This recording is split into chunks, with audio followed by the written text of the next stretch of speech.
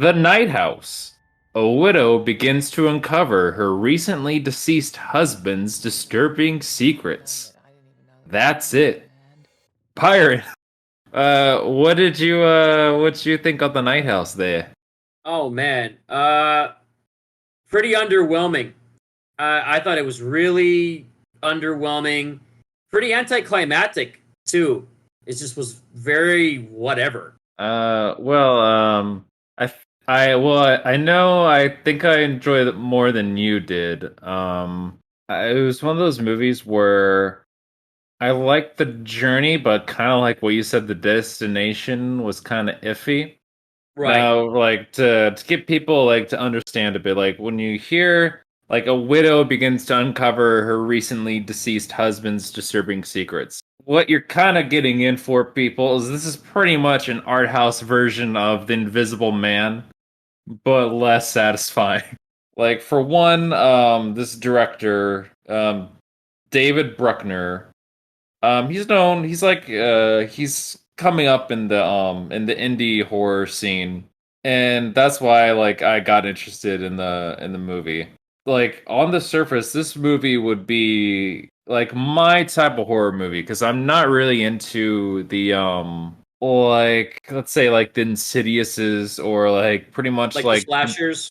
or no, just like the mainstream like ghost spooky movie, because to me those are always like very like jump scare ridden, and like I'm just not a fan of jump scares.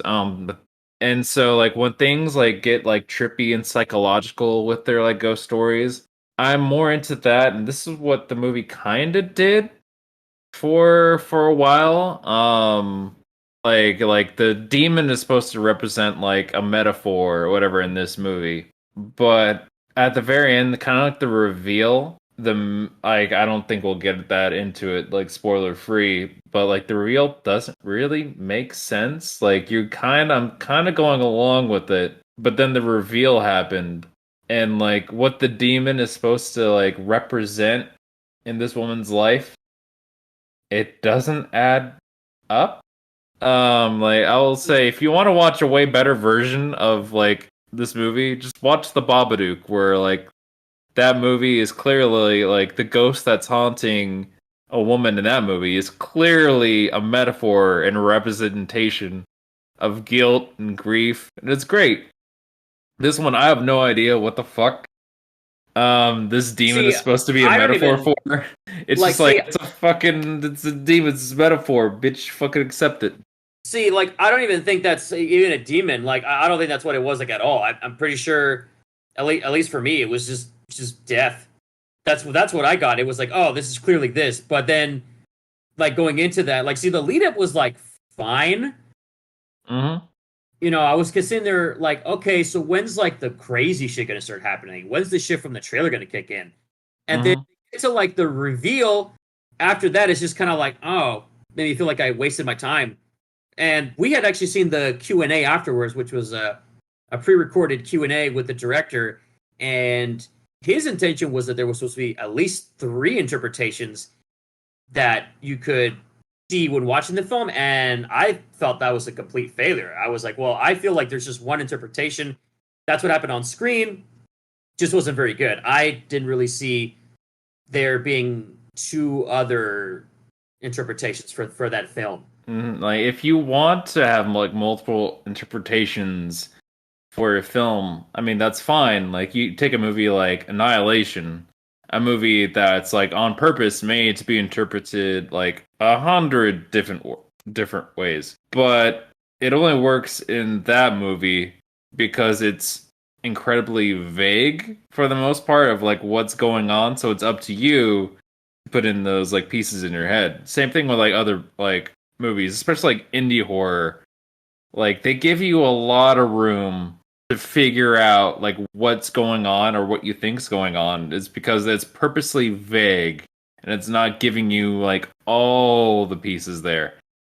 Um it doesn't work here, at least for me, because it's very like specific in what's going on and what's showing you. Like it's very like plot twist driven, and it doesn't really work on that level. At least for me, it doesn't. I will say I think the visuals for the demon are neat. At least for a couple like or like the spooky ghost.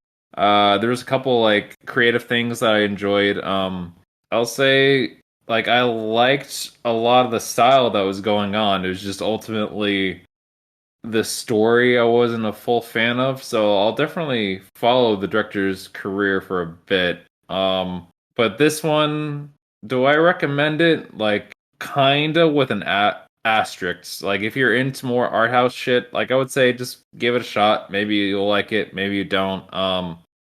If you're like more, if your diet for horror film is like The Conjuring or like the Insidiouses or anything by Blumhouse, yeah, don't fucking check this shit out. You're gonna fucking hate it. That's ultimately all I really gotta say about the fucking Night House. Yeah, I'd say skip it just because story's not all there, and a lot of the visual stuff I was really craving more because they had some interesting stuff. It's just I wish they really played more with it, and that's Mm, disappointing. So for me personally, I say skip it. Not worth your time or your money. Play us goodbye. out. Play us out.